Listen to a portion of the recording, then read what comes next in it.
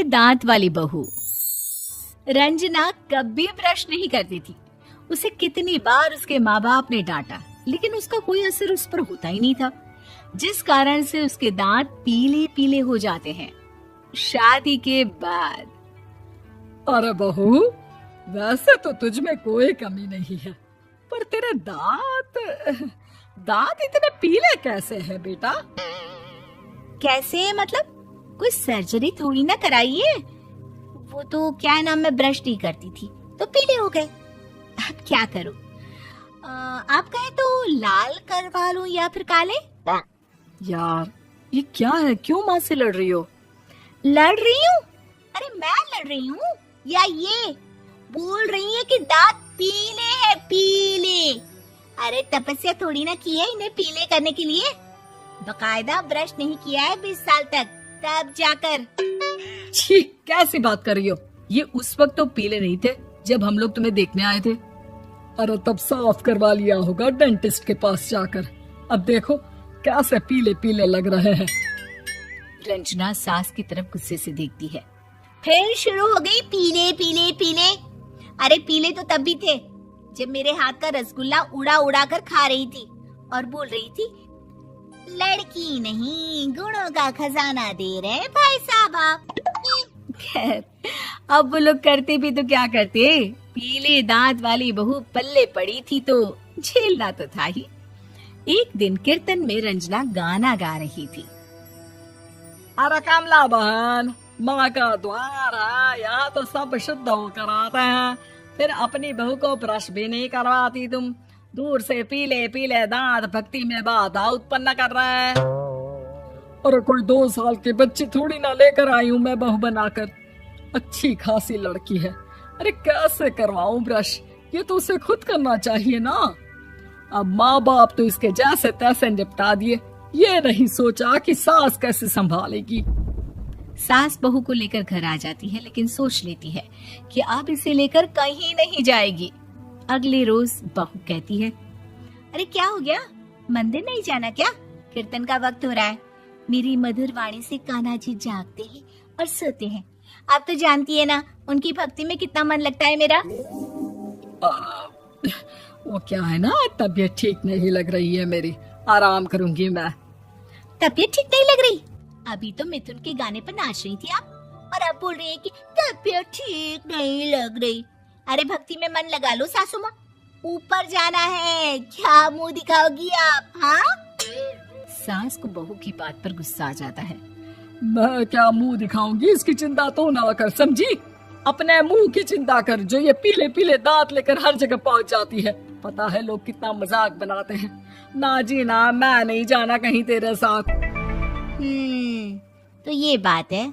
कोई ना, मत जाओ, मैं अपने कमरे में ही बैठकर भक्ति कर लूंगी।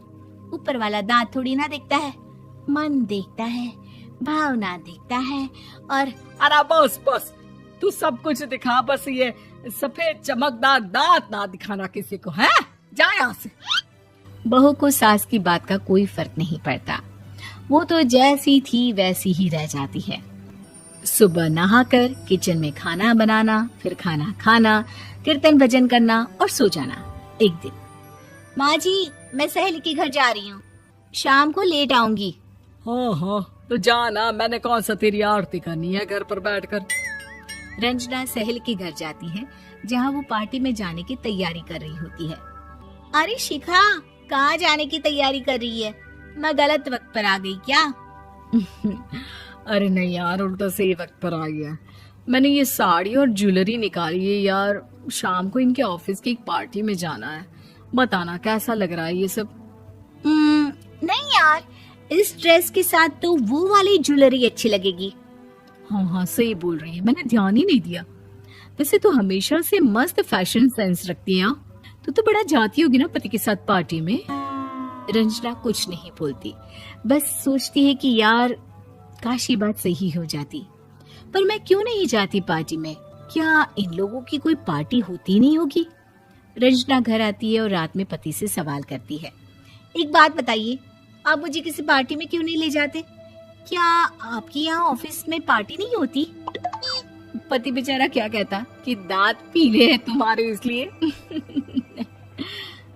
अरे कोई पार्टी होती नहीं हम लोगों के ऑफिस में, तो कहाँ से लेकर जाऊं? और मार्केट, मॉल, कहीं वीकेंड घूमना, कहीं तो।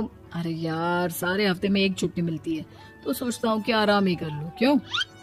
रंजना मन मार के रह जाती है। पहले कभी सास के साथ मंदिर जाया करती थी, लेकिन वो भी सास ने ले जाना बंद कर दिया। घर बैठी बैठी रंजना बोर हो जाती है। तभी उसे आइडिया आता है और वो मायके जाने का सोचती है। सासू माँ, 2 दिनों के लिए मम्मी के घर जा रही हूँ। अच्छा ठीक है, आराम से जा। और हाँ, माँ से कुछ अच्छी आदत सीख कर आना कि कैसे शरीर के हर भाग की तरह दांतों की सफाई भी जरूरी होती है, समझी? शुरू हो गई ना आप। वो लोग आपकी तरह नहीं है कि छोटी छोटी बात का बतंगड़ बना दे। उन लोगों के लिए मैं मायने रखती हूँ, ना कि मेरे पीले पीले दांत। रंजना माँ को बिना बताए उन लोगों को सरप्राइज देती है, लेकिन जैसे ही वो दरवाजे पर पहुंचती है, अंदर देखती है कि घर वाले कहीं जा रहे होते हैं। अब माँ, काश रंजना दीदी के दांतों वाली प्रॉब्लम नहीं होती, तो वो भी हम लोगों के साथ चलती ना बुआ जी की बेटी की शादी में। हाँ बेटा, लेकिन अब उसे कौन समझाए कि उसको उसके पीले दांत नहीं दिखते, लेकिन उसके आसपास के लोगों को कितना एम्बैरेसिंग फील कराते हैं। मुझे तो कितनी बार उसके स्कूल की टीचर ने शिकायत की कि उसके साथ कोई लड़की बैठना भी नहीं चाहती, और ना ही कॉलेज में कोई उससे बात करना चाहता था। लेकिन पता नहीं क्यों उसे ये बात समझ में ही नहीं आती। कोई कमी नहीं है उस लड़की में, बस यही कि दांत पीले हैं। वो तो भला हो जीजा जी और उनकी माँ का, जो दीदी को जैसी है वैसे ही रखा हुआ है। रंजना को अपने घर वालों की बात सुनकर बहुत दुख होता है। वो सोचती है कि वो क्या करे, लेकिन फिर वो सीधा डेंटिस्ट के पास जाती है, अपने दांत चमकाती है और कसम खाती है कि वो रोज ब्रश करेगी। अरे क्या हो गया? तुम तो 2 दिनों के लिए गई थी ना। पर कोई ना, अच्छा है, चलो आ गई तो। रंजना सास के सामने आकर खड़ी हो जाती है और पूरी स्माइल करती है, उसके चमकदार दांतों को दिखाती हुई। चले मंदिर। माँ, मुझे माफ कर दीजिए, मैंने आप लोगों को बहुत एम्बैरेसिंग फील करवाया। मैं आज से रोज ब्रश करूंगी।